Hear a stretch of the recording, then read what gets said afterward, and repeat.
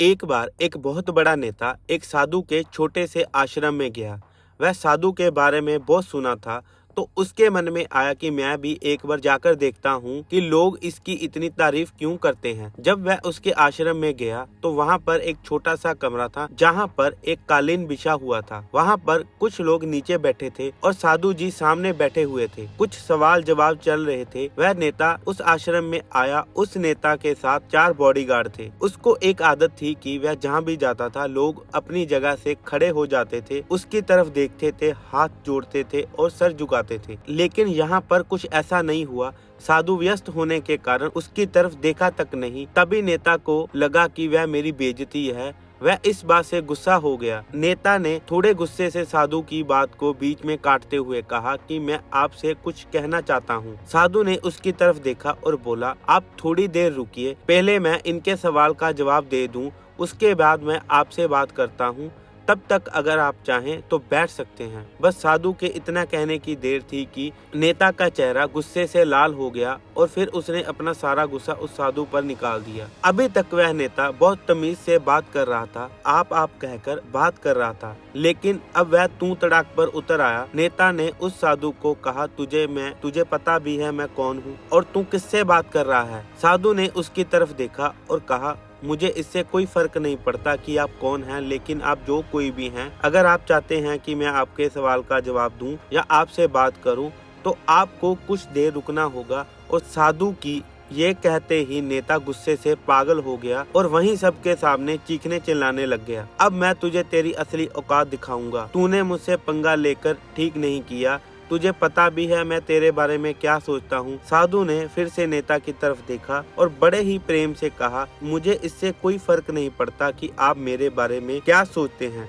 आप जो चाहे मेरे बारे में सोच सकते हैं। फिर नेता ने उससे कहा कि तू चाहे सुनना चाहता है या नहीं, लेकिन तुझे यही सबके सामने मैं बताऊंगा कि मैं तेरे बारे में क्या सोचता हूँ। तू कोई साधु नहीं है, तू बहुत घटिया इंसान है, तू एक ढोंगी है, पखंडी है और यहाँ पर जितने भी लोग बैठे हैं उन सबको बेवकूफ बना रहा है। तेरा बस एक ही मकसद है, इन लोगों की जेब में जितना भी पैसा है ये सब तेरे पास आ जाए। तू अपने फायदे के लिए इन लोगों का इस्तेमाल कर रहा है और अब मैं तुझे नहीं छोड़ने वाला। पूरी दुनिया के सामने तेरा पर्दाफाश करके रहूंगा। लेकिन उसके इतना बोलने के बाद भी हल्की सी मुस्कान उस साधु के चेहरे पर बनी रही। ये देखकर वह और भी तिलमिला गया और उसने कहा कि अब बहुत हो गया, अब मैं यहाँ 1 मिनट भी नहीं रुकने वाला, लेकिन अभी भी तेरे पास मौका है। अगर मुझसे माफी मांगनी है या मुझसे कुछ कहना है तो कह सकते हो। इतना सब होने के बाद भी साधु के चेहरे पर एक मुस्कान थी, वह बिल्कुल शांत था। और फिर उन्होंने अपनी आंखें बंद की और फिर साधु ने अपनी आंखें खोली, हाथ जोड़े और कहा, मुझे आपसे कोई गिला शिकवा नहीं है, आपके लिए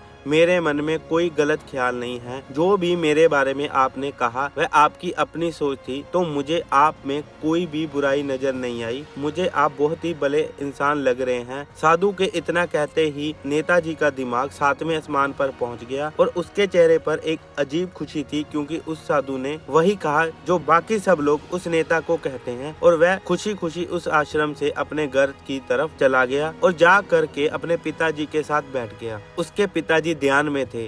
उन्होंने पूरी जिंदगी सिर्फ लोगों की सेवा करी है और बदले में कुछ भी उम्मीद नहीं किया।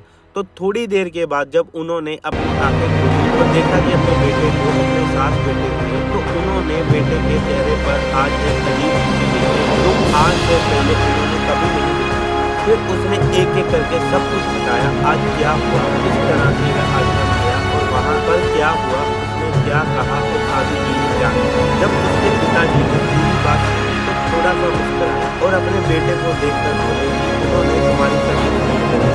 उन्होंने वह नहीं कहा जो तुम हो, उन्होंने वह कहा जो वह खुद है। और तुमने जो भी कुछ उनको कहा वो नहीं कहा कि जो वो है, बल्कि तुमने वह कहा जो तुम खुद हो। यही बात वेदों में कही गई है, यथा दृष्टि तथा सृष्टि।